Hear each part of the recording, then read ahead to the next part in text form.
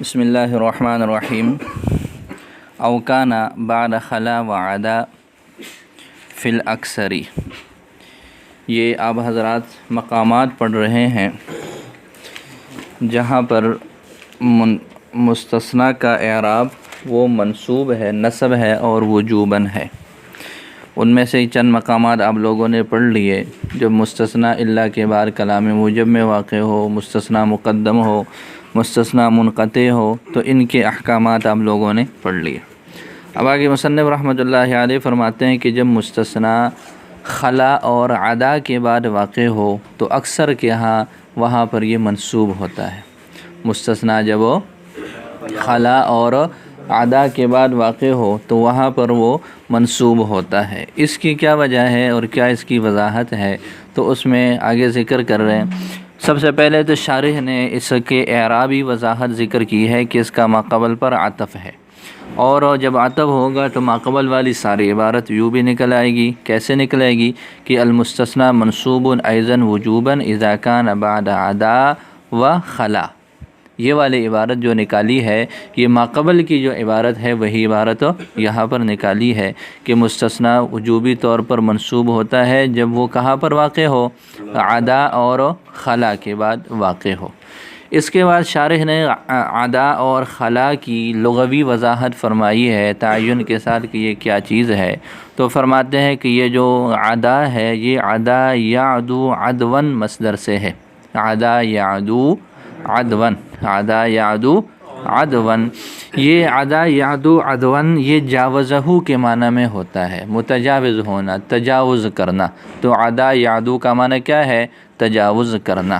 جیسے یہ ایک مثال ہے، جاءنی القوم عدا زیدن، قوم آئی اور انہوں نے عدا زیدن، ان کے آنے نے تجاوز کیا زید سے۔ آگے پڑھ لیں گے کہ یہ عدا اور خلا کا فاعل کون ہے، تو اس کا ترجمہ ہم یہاں پر کر لیں گے کہ قوم آئی اور ان کی قوم نے اور اس آنے نے تجاوز کیا، ان کے آنے نے تجاوز کیا زید سے، یعنی تجاوز کرنے کا مطلب وہ چھوڑ گئے اس کو، قوم آئی سوائے زید کے، یہ اس کا ترجمہ ہو جائے گا۔ تو یہ عدا یعدو یہ جاوزہ کے معنی میں جو ہے یہ ہو جائے گا۔ دوسرا لفظ ہے خلا او بعد خلا، یا پھر خلا کے بعد واقع ہو۔ خلا یخلو خلوًا، خلا یخلو خلوًا، یہ اس کی مثال آگے دی ہے، جاءنی القوم خلا زیدن۔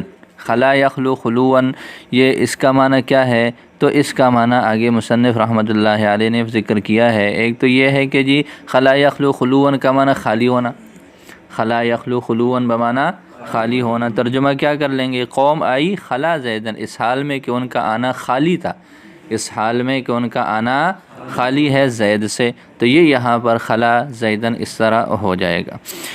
یہ خلا یخلو کے بارے میں ایک اعتراض ہے۔ اعتراض یہ ہے کہ یہ جو خلا یخلو ہے یہ تو لازمی ہے، یہ کیا ہے؟ لازمی ہے، اور یہ متعدی ہوتا ہے من کے ساتھ، یہ متعدی ہوتا ہے من کے ساتھ، اور یہاں پر خلا زیدن میں تو من مذکور نہیں ہے۔ آپ نے کیا کہا کہ خلا یخلو خلوًا اپنی ذات کے اعتبار سے، اصل کے اعتبار سے کیا ہے؟ لازمی ہے، یہ متعدی ہوتا ہے من کے ساتھ، من ہو تو متعدی ہے وگرنہ نہیں ہے۔ تو یہاں پر ہو تو ایک تو بات یہ ہے کہ جی یہاں پر یہ خلا زیدن آپ نے اس کے ساتھ مفعول بہ کو ذکر کیا، مطلب آپ نے اس کو متعدی معنی میں لیا، لیکن اس کا تعدیہ کس کے ساتھ ہوتا ہے؟ اور وہ یہاں پر موجود نہیں ہے، تو اس کا جو ہے آگے اعتراض اور اس کا جواب دیا۔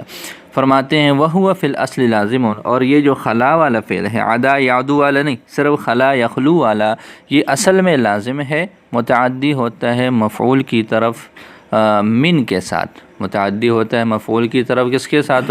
من کے ساتھ۔ جیسے خلت الدیار من الانیسی، جیسے خلت الدیار من الانیسی، یہ گھر جو ہے خالی ہو گئے انس رکھنے والے لوگوں سے، پسندیدہ اور محبوب لوگوں سے، ان محبوب سے۔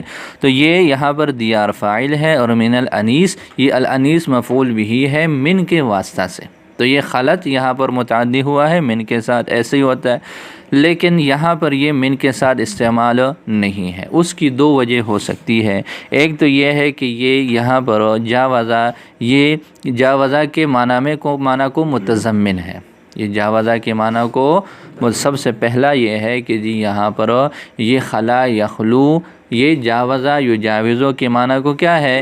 متضمن ہے، اور جاوزہ وہ کیا ہے؟ وہ متعدی ہے، بنفسی ہی ہے، تو لہٰذا اس کا اعتبار کریں گے۔ ایک تو یہ معنی ہوا۔ دوسری بات یہ ہے کہ ایک اصطلاح ہے جس کو بولتے ہیں الحذف والایصال۔ الحذف والایصال، الحذف والایصال کا معنی یہ ہوتا ہے کہ بعض مرتبہ ایک فعل وہ لازمی ہوتا ہے، حرف جر کی وجہ سے وہ متعدی ہوتا ہے۔ اب کرتے کیا ہے؟ یہ کر لیتے ہیں کہ اس حرف جر کو حذف کر لیتے ہیں، اس حرف جر کو حذف کر لیتے ہیں اور اس مفعول بھی کے ساتھ فعل کو براہ راست جوڑ دیتے ہیں۔ ترتیب یہی ہوتی ہے، حرف جر ہوتا ہے لیکن اس مقام پر کیا کرتے ہیں؟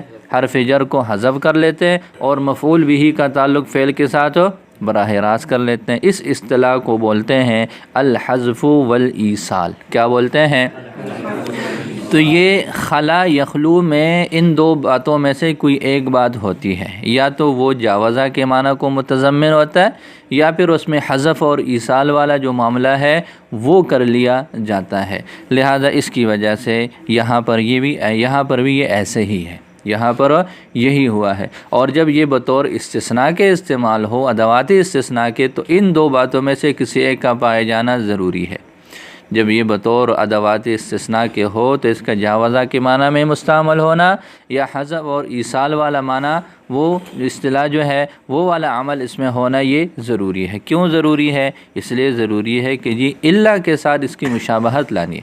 جب یہ ادوات استثناء میں سے ہو گیا تو الا کے ساتھ اس کی مشابہت کا ہونا ضروری ہے، اور الا کے ساتھ کسی من وغیرہ کا استعمال نہیں ہوتا، تو اس کے ساتھ بھی ہم من کا استعمال نہیں کریں گے اس وجہ سے۔ جی دیکھیں، وَهُوَ فِي الْأَصْلِ، اور یہ اصل میں لازم، یہ لازمی ہے، يتعدى إلى المفعول، یہ مفعول کی طرف متعدی ہوتا ہے من کے ذریعے سے، جیسے خلت الدیار من الانیس، وقد يتضمن معنی جاوزہ، کبھی یہ جاوزہ کے معنی کو بھی متضمن ہوتا ہے، یا تو یہ مطلب لے لیتے ہیں او یحذف من، اور کیا کر لیتے ہیں؟ حذف کر لیا جائے تو من کو، ویوصل الفعل، اور فعل کے ساتھ فعل کو ملا لیا جاتا ہے، فیتعدی بنفسہ، لہذا پھر یہ کیا ہو جاتا ہے؟ متعدی بنفسہ ہو جاتا ہے۔ تو فرماتے ہیں والتزموا ھذا التضمین، انہوں نے لازم قرار دیا ہے اس تضمین کو یا اس حذف اور ایصال کو باب الاستثناء میں۔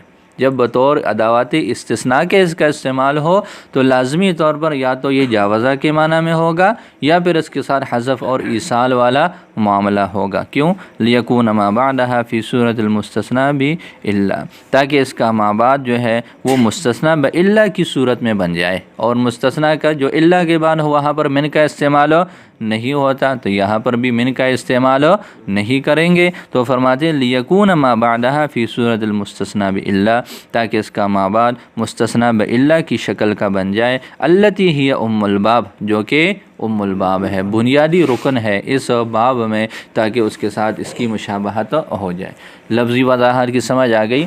تو عدا یعدو عدون یہ جاوزہ کے معنی میں بذات خود ہے، یہ متعدی بنفسی ہی ہے۔ خلا یخلو خلوًا بمعنی خالی ہونا، یہ متعدی بمن ہوتا ہے، لیکن جب یہ بطور استثناء کے ہو تو یہ من کا استعمال پھر نہیں ہوتا۔ یہ جو دو وجہ آپ لوگوں نے پڑھ لی، ان میں سے کوئی ایک وجہ وہاں پر مستعمل ہوتی ہے۔ اب اگلی بات یہ ہے کہ جب یہ افعال ہوئے، یہ عدا اور خلا اور عدا جب افعال ہیں اور ما بعد والا ان کا مفعول بھی ہے، تو ان کا فاعل کون ہوگا؟ آپ لوگوں نے پڑھ لیا نا کہ جاءن القوم خلا زیدن، جاءن القوم عدا زیدن، تو یہ جو زید ہے یہ عدا اور خلا کا مفعول بھی ہے، تو ان کا فاعل کون ہے؟ تو اس کے فاعل کے بارے میں تین احتمال ہیں۔ کتنے احتمال ہیں؟ تین۔ پہلا احتمال یہ ہے کہ جی وفاعلها ضمیر راجع، پہلی بات یہ ہے کہ اس کا فاعل جو ہے وہ ضمیر ہے، اس کا فاعل کیا ہے؟ اب اس ضمیر کا مرجع کیا ہے؟ اس میں پھر تین احتمال ہو جائیں گے، یا تو یہ جو ماقبل کا جو فعل ہے اس کے مصدر کی طرف ضمیر لوٹے گی، جیسے جاءن القوم عدا زیدن خلا زیدن، اب اس عدا اور خلا سے پہلے کون سا فعل ہے؟ جاء، تو جاء کا جو مصدر ہے المجی، اس المجی کی طرف ضمیر لوٹے گی۔ جاء سے جو مجیء والا معنی سمجھ میں آ رہا ہے وہ اس مصدر کا جو ہے وہ مرجع بن جائے گا اس ضمیر کے لیے، یہ ضمیر اس کی طرف لوٹے گی، یا تو یہ بات ہو جائے گی، یا پھر یہ ہے کہ اسی فعل کا جو اسم فاعل ہے مصدر نہیں ہوگا بلکہ کیا ہوگا، اس کا وہ جو اس فعل کا مصدر ہے اور اس مصدر سے بننے والا اسم فاعل ہے اس کی طرف ضمیر لوٹے گی۔ تیسرا احتمال یہ ہے کہ مستثنیٰ کے بعض مطلق افراد کی طرف، مستثنیٰ من ہو کے بعض مطلق افراد کی طرف، جیسے اس مثال میں دیکھ لیں جاءن القوم، اب یہ القوم ہے، قوم کے چند افراد، قوم کے بعض مطلق افراد جو متعین نہیں ہے، بس یوں کہہ دیا کہ جی اس قوم میں سے بعض، اس قوم میں سے، اب وہ بعض کون ہے تو مطلقاً کہہ دیا کہ جی یہ مطلق ہے، یہ متعین نہیں ہے۔ تو یہ تین اس کی جو ہے وہ صورتیں ہو سکتی ہیں۔ تو کیا کہا آپ لوگوں نے کہ جی ان کا جو فاعل ہے وہ ان کے اندر ضمیر ہے، اور اس ضمیر کے مرجع میں پھر آگے کتنے احتمال ہیں، تین احتمال ہیں۔ پہلا احتمال یہ ہے کہ ما قبل میں جو فعل ہے اس فعل کا مصدر اس کا ضمیر کا مرجع ہو، آگے اس کو مثالوں سے بھی سمجھایا۔ دوسری صورت یہ ہے کہ وہ جو مصدر ہے اس مصدر سے بننے والا جو اسم فاعل ہے، مصدر نہیں ہے بلکہ وہ اسم فاعل اس کا مرجع ہے۔ اور تیسری صورت یہ ہے کہ جی مستثنیٰ منہ کے بعض مطلقاً افراد مراد ہیں، جیسے اب مثالوں سے دیکھ لیں جاءن القوم عدا او خلا، یہ عدا اور خلا ذکر کر کے پوری دو مثالیں ہیں، جاءن القوم خلا، ہاں اب یہ او خلا، یہ جو او خلا ہے اس کو درمیان سے نکال کے پہلی مثال کو پہلے فٹ کرتے ہیں، جاءن القوم عدا مجیئہم، جاءن القوم عدا مجیئہم، بات سمجھ آ گئی۔ یہ عدا کے بعد کیا ذکر کیا، مجیئہم، مجیء کیا ہے، جاء کا مصدر ہے، مطلب وہ مصدر کی ضمیر لوٹا رہے ہیں تو اس کو واضح کر لیا۔ دوسری صورت جاءن القوم عدا الجائی منہم، الجائی منہم یہ کیا ہے، یہ اس سے کا اسم فاعل ہے، یا یوں کہہ دے جاءن القوم عدا بعض منہم، عدا بعض منہم زیدن، یہ بات سمجھ آ گئی۔ تو یہ لہٰذا اس طرح یہ پہلی صورت کی تین شکلیں بن جائیں گی۔ دوسری صورت جاءنی القوم خلا، اب خلا کے ساتھ یہ تینوں جوڑنے، جاءن القوم خلا مجیئہم من زید، منہم زید، اور جاءن القوم خلا الجائی منہم، اور جاءن القوم خلا بعض منہم زیدن، یہ بات سمجھ آ گئی۔ تو یہ تین صورتیں ہر ایک کی بن جائیں گی، خلا کے لیے بھی فاعل کے تین احتمال ہو جائیں گے، عدا کے لیے بھی فاعل کے تین احتمال ہو جائیں گے۔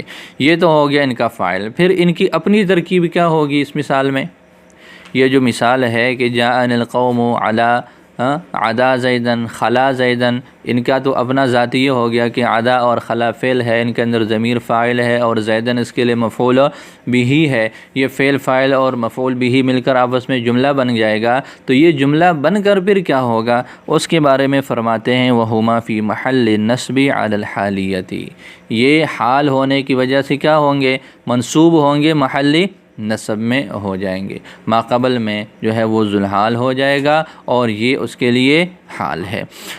اب یہاں پر اعتراض یہ ہے کہ جی یہ تو دیکھیں خلا یہ بھی زمانہ جو ہے وہ فعل ماضی ہے اور عدا یہ بھی فعل ماضی مثبت ہے۔ اس سے پہلے آپ لوگوں نے ایک مسئلہ پڑھا ہے کہ جب جملہ ماضیہ مثبتہ حال واقع ہو تو وہاں پر قد کا پایا جانا ضروری ہے، تو یہاں پر تو قد نہیں ہے، تو فرماتے ہیں کہ جی قد ہے تو صحیح لیکن اس کا اظہار نہیں کیا، قد ہے تو صحیح لیکن اس کا ظہور نہیں ہے۔ کیوں ظہور نہیں ہے؟ اس لیے نہیں ہے کہ جی آپ لوگ پڑھ چکے ہو کہ یہ ادواتی استثناء ہیں یہاں پر، اور الا کے ساتھ ان کی مشابہت قائم کرنی ہے، اور الا کے ساتھ کسی قد وغیرہ کا استعمال نہیں ہوتا، تو ان کے ساتھ بھی قد وغیرہ کا استعمال نہیں ہوگا تاکہ ان کے ساتھ مشابہت وہ مکمل ہو جائے۔ وَلَمْ يَظْهَرْ مَعَهُمَا قَدْ، ان دونوں کے ساتھ قد کو ذکر نہیں کیا، لِيَكُونَ أَشْبَهَ بِإِلَّا، تاکہ یہ دونوں الا کے ساتھ مشابہ ہو جائے، الَّتِي هِيَ الْأَصْلُ، وہ الا جو کہ اصل ہے باب الاستثناء میں۔ بات سمجھ آ گئی؟ آگے اس کے ساتھ ذکر کیا فی الاکثر، اکثر، اکثر کا کیا مطلب ہے؟ یعنی ان کے ساتھ منسوب ہونا ان کے ما بعد کا یہ اکثر استعمالات میں ہے۔ اس کی وجہ کیا ہے؟ آپ لوگوں نے وضاحت پڑھ لی کہ یہ دونوں افعال ہیں، ان میں ان ضمیر ان کا فاعل ہے اور یہ ان کے لیے مفعول بھی ہے، جیسے اس کی وضاحت ہے، اور مفعول بھی یہ منصوب ہوتا ہے۔ لیکن بعض حضرات نے ان کے ساتھ جر کو بھی جائز قرار دیا کہ جی یہ حروف جر ہے، یہ کیا ہے؟ یہ حروف جارہ ہیں اور ان کا ما بعد مجرور ہوگا، ان کا ما بعد کیا ہوگا؟ مجرور ہوگا، لیکن یہ ہے کہ یہ اکثر الاستعمال کے ضد ہے، یہ بالکل قلیل ہے۔ امام صرافی کا بطور تائید کے آگے قول نقل کیا ہے، وہ فرماتے ہیں کہ جی ان دونوں کے ساتھ جر دینے کے جائز ہونے میں تو کسی کا بھی اختلاف نہیں ہے، کوئی بھی ایسا نہیں ہے جو یہ کہتا ہو کہ یہ جر نہیں دے سکتے، ان کے جارہ ہونے میں کیا ہے؟ کوئی اختلاف نہیں ہے، سب کہتے ہیں کہ جر ان کے ذریعے سے جائز ہیں۔ ہاں البتہ یہ بات ہے کہ جی ان کے ساتھ بطور فعل کے ان کا استعمال ہونا اور ان کے بعد کا نصب ہونا، یہ کیا کرتے ہیں؟ اکثر یہی ہوتا ہے، اکثر یہی چلتا ہے، باقی جر کے جائز ہونے میں اختلاف ہو کسی کا نہیں، لیکن اس کا استعمال نہیں ہے۔ فی الاکثری، اکثر میں کیا مطلب ہے؟ یعنی النصب بہما، یعنی ان دونوں کے ساتھ نصب انما ہوا فی اکثر الاستعمالات، یہ اکثر استعمالات میں ہے۔ لأنہما فعلان ماضیان، اس لیے کہ یہ دونوں فعل کیا ہیں؟ ماضی ہیں۔ کما عرفت، وقد اجیز الجر بہما، اور ان کے ساتھ جر کو بھی جائز قرار دیا گیا، علی انہما حرف جر، اس طور پر کہ یہ دونوں حرف جر ہے۔ بطور تائید کے آگے ذکر کیا، قال الصرافی، امام صرافی نے کہا، لم اعلم خلافا، مجھے کسی اختلاف کا نہیں علم، فی جواز الجر بہما، ان دونوں کے ساتھ جر کے جائز ہونے میں، الا ان النصب، مگر یہ کہ نصب ان دونوں کے ساتھ اکثر، وہ کیا ہے؟ اکثر ہے۔ بات سمجھ آ گئی؟ تو وہ مستثنا جو کس کے بعد واقع ہو؟ خلا اور عدا کے بعد واقع ہو، وہ اکثری طور پر کیا ہوگا؟ منصوب ہوگا۔ اس کے بعد اگلے لفظ ہے ما خلا اور ما عدا، یہ وہی ہے، خلا اور عدا وہی، اس کی وضاحت ہے کہ اس کی اصل کیا ہے اور یہ لازمی ہے یا متعدی ہے، بنفسی ہی ہے یا بحرف الجر ہے، ساری وضاحت وہی ہے۔ پھر اس کے ساتھ وہ حذف اور ایصال والا معاملہ، اور اسی طریقے پر جو ہے وہ جاوزہ کے معنی میں متضمن ہونا، وہ ساری باتیں وہی ہے، البتہ ان کے شروع میں ما آ گیا، ان کے شروع میں کیا آ گیا؟ ما آ گیا۔ ماتن نے فرمایا مطلقاً طور پر، ما قبل میں تو فی الاکثر کہا ہے نا کہ جی ان کا ما بعد اکثر استعمال میں، یہاں پر فی الاکثر نہیں کہا، ماتن نے یہاں پر مطلقاً کہا ہے کہ جی ان کا جو ما بعد ہوگا وہ منصوب ہوگا، ان کا جو ما بعد ہوگا وہ کیا ہوگا؟ وہ منصوب ہوگا۔ اس کی وجہ کیا ہے؟ اس کی وجہ یہ ہے کہ یہ جو ان کے شروع میں ما ہے، یہ ما مصدریہ ہے، ان کے شروع میں جو ما ہے یہ ما کیا ہے؟ یہ ما مصدریہ ہے، اور جو ما مصدریہ ہوتا ہے یہ افعال کے ساتھ ہی خاص ہوتا ہے۔ مطلب جب خلا اور عدا پر ما داخل ہو گیا تو ان کا جو حرف جر والا احتمال تھا وہ ما نے آ کر کیا کر لیا؟